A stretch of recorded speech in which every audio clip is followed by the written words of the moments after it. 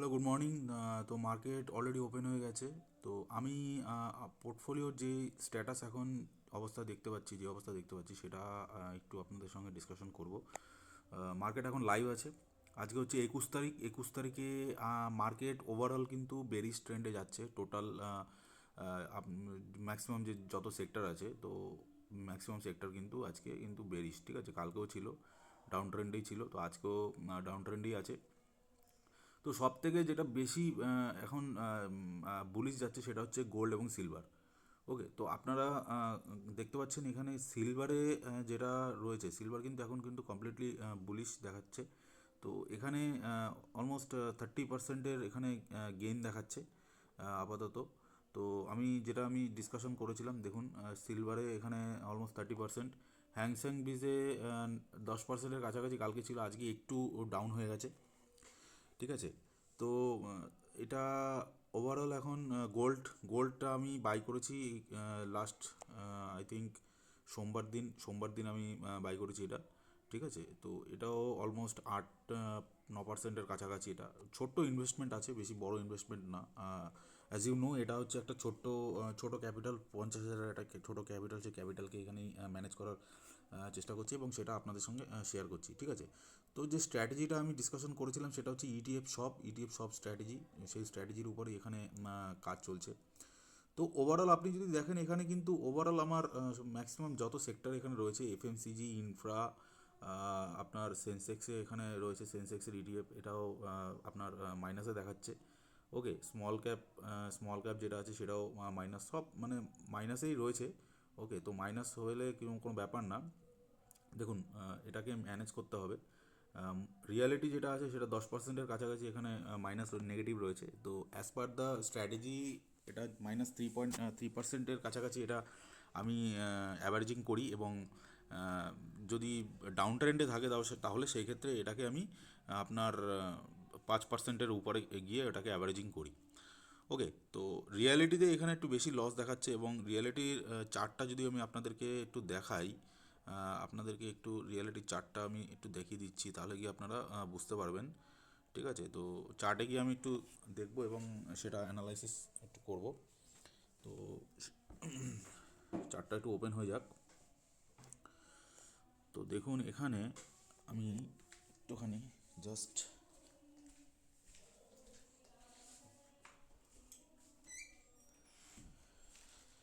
যেটা রয়েছে এখন,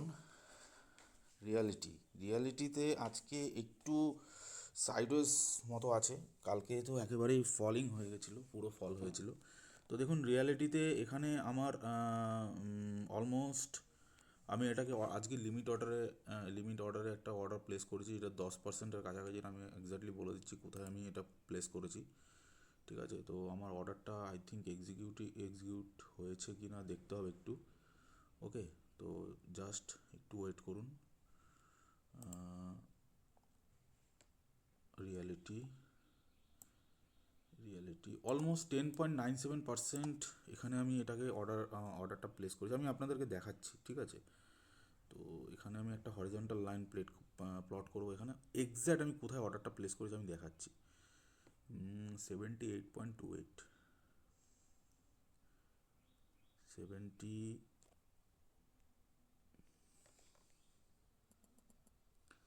78.28, ঠিক আছে। তো এক্স্যাক্ট আমার এখানে একটা অর্ডার প্লেস করা রয়েছে যেটা অ্যাভারেজিংয়ের জন্য। তো প্রাইস কিন্তু এখান থেকে রিজেকশন নিয়ে, এক্স্যাক্টলি কিন্তু এখান থেকে রিজেকশন নিয়ে উপরে যাওয়ার চেষ্টা করছে। তো দেখবো, কিন্তু ওভারঅল এটা ডাউন ট্রেন্ডে আছে বলে আমি এটাকে অলমোস্ট এটা 10%-এর কাছাকাছি আপনারা দেখতে পাচ্ছেন। এখানে আমি যদি নিয়ে যাই লাস্ট বাইং প্রাইস থেকে 11%-এর কাছাকাছি, এটাকে আমি একটা অ্যাভারেজিং করব, ঠিক আছে। 11.10% আমার যে লাস্ট যেটা বাইং প্রাইস ছিল, সেটা হচ্ছে 88.02, ঠিক আছে। 88.02-তে লাস্ট বাইং প্রাইস, এবং সেখান থেকে অলমোস্ট 11%-এর নিচে আমি এটাকে একটা যে লটটা আমি থার্ড লট, এর আমার সেকেন্ড লট বাই হয়ে গেছে, এটা থার্ড লট আমার অ্যাভারেজিং হবে। থার্ড লটে এখানে আমি প্ল্যানিং করছি, ঠিক আছে। এটা অনেকটা ডিপ আমি এখানে বাই করব, কারণ দেখুন এটা আমি আর একটু নিচেও বাই করতে পারতাম, কিন্তু অলমোস্ট আমি 5%-এর -5%, যদি ডাউন ট্রেন্ডে থাকি -5%-এ গিয়ে এটাকে প্ল্যানিং করি, এবং সেখান থেকে যদি রিভার্সাল আসে তো ভালো, না হলে আবার ফার্দার যদি নিচে ডাউন যায় তাহলে সেক্ষেত্রে 5%, -5%-এর মানে যদি ডাউন ট্রেন্ডে থাকে -5% মিনিমাম, ঠিক আছে। আর যদি আপ ট্রেন্ডে থাকে তাহলে -3%। তো এইভাবে এটাকে আমি প্ল্যানিং করি, ঠিক আছে। তো এইভাবেই এখন এটাকে অর্ডার প্লেস করেছি 78.28। তো দেখা যাক কি হয়। এবং এখানে গোল্ড অলমোস্ট দেখুন 6% মুভ হয়ে গেছে আজকে সকাল সকাল। দেখুন গোল্ড এখানে যেটা রয়েছে, গোল্ডও 6%-এর মুভ হয়ে গেছে, ঠিক আছে। ভালো এখানে র্যালি দিচ্ছে। তো এটাকে এখন হোল্ড করব। তো এখান থেকে তো এক্সিট করার কোনো প্রশ্নই আসে না, ভালো মুভ দিচ্ছে। ওকে, তো এটাকে দেখব এবং দেখি এবার নেক্সট যেটা আছে কি প্ল্যানিং হয়। নেক্সট এখানে আমি আপনাদেরকে একটুখানি জাস্ট পোর্টফোলিওটা চেক করব এবং ঠিক আছে, এখান থেকে পোর্টফোলিওটা গিয়ে চেক করে আমি এটাকে একবার দেখে নিই যে কী পজিশনে আছে। ওকে, তো দেখুন অলমোস্ট এখানে 11%-এ গোল্ড এখন 11%-এর কাছাকাছি চলে গেছে। হ্যাংসেং বিস আছে 9.24%, এবং সিলভার এখন 30%-এর কাছাকাছি, ঠিক আছে। 30%-এর উপরেই চলে গেছে, 31%-এর কাছাকাছি। ওকে, তো ওভারঅল ভালোই এখানে গোল্ড এবং সিলভার ভালো দিচ্ছে। তো এই দুটোকে এখন হোল্ড তো করেই রাখবো, এটা তো কোনো প্রশ্ন আসে না এক্সিট করার। কিন্তু রিয়ালিটি হচ্ছে মেন, রিয়ালিটিকে ম্যানেজ করতে হবে, কারণ এটা ওভারঅল লস কিন্তু খুব একটা বেশি লস দেখাচ্ছে, প্রায় 400 টাকার কাছাকাছি লস দেখাচ্ছে। ওকে, তো এটাকে ম্যানেজ করতে হবে, এখন এটাকে ম্যানেজ করে এটাকে অ্যাভারেজিং করে এটাকে ম্যানেজ করতে হবে, ঠিক আছে। তো আইটি যেটা আছে এটাও এখন সাইডওয়েজই যাচ্ছে। আইটিও কোনো বড় ইম্প্যাক্ট দেখা দিচ্ছে না উপরের দিকে। ওভারঅল সবই ডাউন ট্রেন্ডে আছে যত সেক্টর। ব্যাঙ্ক নিফটি কী অবস্থা এটা একটু দেখব, ঠিক আছে। চার্টে গিয়ে আমি একটু দেখছি কী অবস্থা আজকে, এবং নিফটির কী অবস্থা। তো মার্কেট ওভারঅল কোথায় যেতে পারে সেটাও একবার দেখব। দেখুন নিফটিতে আমি যাব এখন। নিফটিতে যদি যাই নিফটি আমি ওপেন করব।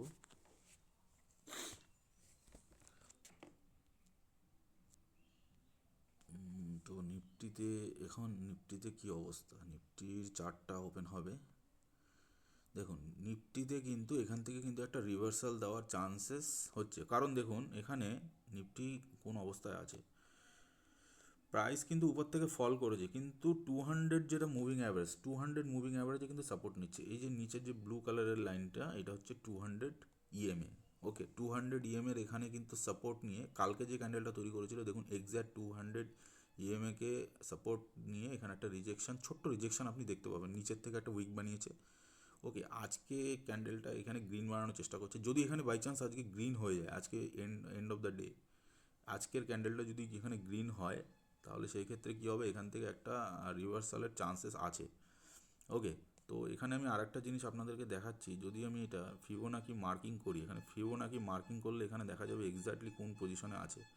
তো লাস্ট যে এই সুইং লোটার এখান থেকে আমি সুইং হাইতে যদি আমি মার্ক করি, তাহলে প্রাইস এখন দাঁড়িয়ে আছে অলমোস্ট 0.786%-এর উপরে আছে, ঠিক আছে। তো এখান থেকে 50%কে অলরেডি ব্রেক করে নিচে চলে এসছে। তো এখান থেকে যদি নিচে আসে, ওকে, এখান থেকে যদি নিচে আসে, তাহলে আমি এই জোনটাকে এখানে নিয়ে চলে আসবো। এই জোনের কাছাকাছি এখান থেকে একটা রিভার্সাল দেওয়ার চান্সেস আছে 0.786। আর যদি এটাকে ব্রেক করে দেয় তাহলে সেই ক্ষেত্রে কিন্তু প্রবলেম আছে, ঠিক আছে। যদি এই 0.786-কে যদি ব্রেক করে দেয়, তো এখানে লাস্ট সুইং লো কিন্তু এখানে দেখা যাচ্ছে, ঠিক আছে। এই লোটাকে ব্রেক করে দিয়েছে অলরেডি, তো এটা কোনো ভ্যালিড নেই। তো এই যে লাস্ট যে সুইং লোটা, এখন এইটা সুইং লো আছে। তো সুইং লো থেকে যদি আমি ফিবোনাকি মার্ক করি, তাহলে আমার 0.786% আমার এই লেভেলটার কাছাকাছি এসে দেখাচ্ছে, ঠিক আছে, এইখানটাতে, এই এরিয়াতে। তো প্রাইস এখন 25,162 এর উপরেই আছে, ঠিক আছে। তো এখান থেকে, এবং এখানেই কিন্তু এক্স্যাক্টলি একটা গ্রিন ক্যান্ডেল কিন্তু বানাচ্ছে। যদি আজকে এখানে গ্রিন ক্যান্ডেল এর উপরে বানিয়ে দেয়, ঠিক আছে, এই এক্স্যাক্টলি এখানে দুটো কনফার্মেশন আছে। একটা হচ্ছে 786%-এর উপরে রয়েছে। সেকেন্ড যে কনফার্মেশনটা, সেটা হচ্ছে আপনার 200 ইএমের উপরে আছে। যদি 200 ইএমের উপরে ক্লোজ দেয়, তাহলে সেই ক্ষেত্রে কিন্তু এখান থেকে একটা রিভার্সাল আসার চান্সেস থাকবে। কিন্তু আরএসআই যদি আমি খেয়াল করি, আরএসআই কিন্তু এখানে 40 নিচে রয়েছে। তো এখানে একটু স্লো মোমেন্টাম আসবে, ঠিক আছে। যদি যদি এটা ক্রস করে নিচে আরএসআই যদি ক্রস করে 40-র উপরে চলে যায়, ঠিক আছে, এখান থেকে স্লো একটা কনসলিডেশন হতে পারে। কনসলিডেশন হওয়ার পর নিচে আরএসআই 40-র উপরে চলে গেলে এখান থেকে একটা ধীরে ধীরে মোমেন্টাম আসার চান্সেস বাড়বে, ঠিক আছে। তো এটা হচ্ছে ব্যাপার। এবং ব্যাঙ্ক নিফটি কী আছে আজকে, ব্যাঙ্ক নিফটি কিন্তু এখানে ভালোই এখানে ডাউন রয়েছে অলমোস্ট। আপনার দেখুন এখান থেকে গ্রিন ক্যান্ডেল বানাচ্ছে, কিন্তু এর উপরে কিন্তু এখানে একটা রিজেকশন দেখা যাচ্ছে, ঠিক আছে। এই ক্যান্ডেলটা কিন্তু এখানে কিন্তু একটা রিজেকশন দেখা যাচ্ছে। তো সেই ক্ষেত্রে উপর থেকে সেলিং প্রেশার আসছে, ওকে। তো এবং 50 ইএমএ, এই যে এটা আছে ব্ল্যাক কালারের লাইনটা, 50 ইএমএ, তো 50 ইএমের উপরে রয়েছে। তো 50 ইএমএকে যদি এখানে নিচে ব্রেক করে দাও, তো সেই ক্ষেত্রে প্রবলেম হবে। লাস্ট যখন এখান থেকে রিভার্সাল দিয়েছিল, এই 50 ইএমএকে সাপোর্ট নিয়ে কিন্তু উপরের দিকে গেছিলো, এবং অ্যাগেন এখানে একটা গ্রিন ক্যান্ডেল কিন্তু বানাচ্ছে, ঠিক আছে। তো এটাকে দেখবো এখন।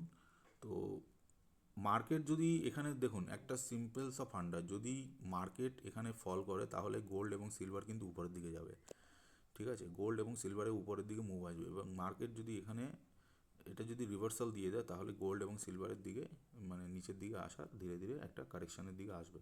তো মার্কেট ফল করছে যেহেতু, সেই জন্য গোল্ড এবং সিলভার কিন্তু উপরের দিকে ভাগছে, ঠিক আছে। তো এটাই হচ্ছে ব্যাপার। তো অলমোস্ট গোল্ড কিন্তু এখন ভালোই মুভ দিচ্ছে, ঠিক আছে। গোল্ড কিন্তু অলমোস্ট কিন্তু এখানে 5% মোমেন্টামে আছে, ওকে। তো এক্স্যাক্টলি এখানে যেটা রয়েছে এখন এটাকেই ফলো করতে হবে, এখন এই সেট আপটাকেই ফলো করতে হবে, যেই সেট আপটা আমি আপনাদেরকে বলেছি।